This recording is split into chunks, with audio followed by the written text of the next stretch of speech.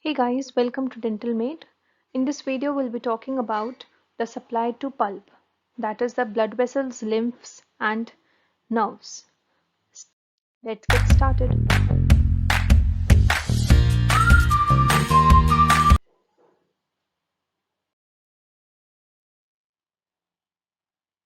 Okay, so pulp is a highly vascularized organ.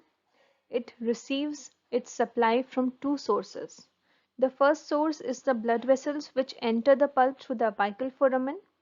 Next is the periodontium via the lateral canals or the accessory canals. So there are more chances of spread of infection to the surrounding tissues. See, first blood supply is from the apical foramen. The blood vessels which are entering from the apical foramen. This is the tooth, the pulp. This is the surrounding periodontium. This is the bone marked with yellow color. This pink part or the light purple part is the periodontium. First blood supply it is receiving is from the apical foramen. Next, it also receives a supply from the lateral or the accessory canals through the periodontium. So, because of these dual blood supply to the pulp, there is high chances of the spread of infection.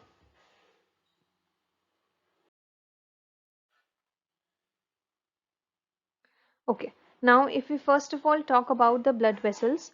So, blood vessels give numerous branches to supply the coronal and the radicular pulp. The blood flow in the pulp is very rapid as compared to the blood flow in any other part of the body. Okay, so the blood vessels they are made up of numerous layers or different layers. First up is the tunica intima.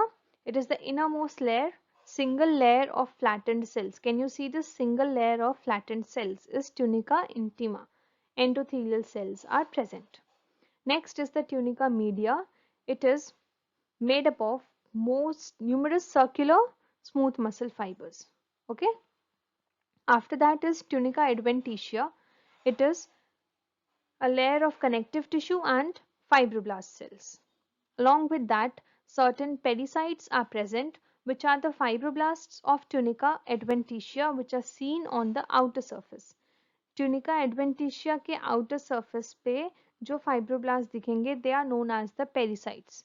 Okay, the capillary associated fibroblasts. They have a contractile property. They can alter the blood vessel lumen. If they will contract, the lumen of the blood vessel would become smaller. If they relax, the lumens become larger. These are the capillary associated fibroblasts with contractile property. Okay. Along with that, there are several veins of larger diameters as compared to the arteries which are present in the blood. They have a broader lumen, numerous valves, and they have a thinner tunica media.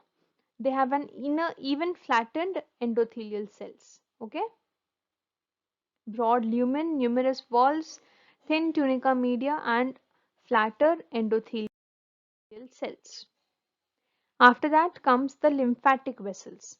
The lymphatic vessels are also present with endothelial lined channels which are carrying lymph.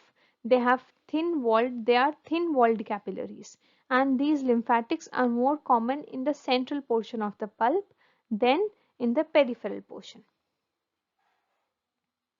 Endothelial lined channels with thin walled capillaries more common in the center as compared to periphery. Now coming up to the nerve supply. Okay, so the pulp is an highly innervated organ or vital tissue. The nerves enters through the apical foramen and they follow the course of the blood vessels. So there is a subodontogenic plexus which is present within the cell-free zone of the pulp. This has a vascular plexus and a nerve plexus of Raschkow. What is the vascular nerve plexus of Raschkow? It is a partial layer of nerve. Now the nerve fibers present in the nerve fibers present in the pulp, it could be myelinated or non-myelinated nerve fibers. So non-myelinated nerve fiber, if we talk about location, they are present in the central portion of the pulp, whereas myelinated present in the peripheral portion of the pulp. Non-myelinated nerve fibers could be C fibers and myelinated are A delta fibers. Non-myelinated fibers have a smaller diameter, whereas the myelinated ones have a larger diameter. There is slow conduction of nerve impulses in the C fibers and fast conduction of nerve impulses in the A delta fibers. The pain which is conducted from the C fibers is dull diffuse pain, whereas from the A delta fibers it is sharp shooting pain. They C fibers, when accentuated with dull diffuse pain, relate to chronic pulpitis. A delta fibers, when associated with sharp shooting pain, relate to acute pulpitis. So this is it about the blood supply, nerve supply and the lymphatics of the pulp. Stay tuned, keep visiting. Thank you.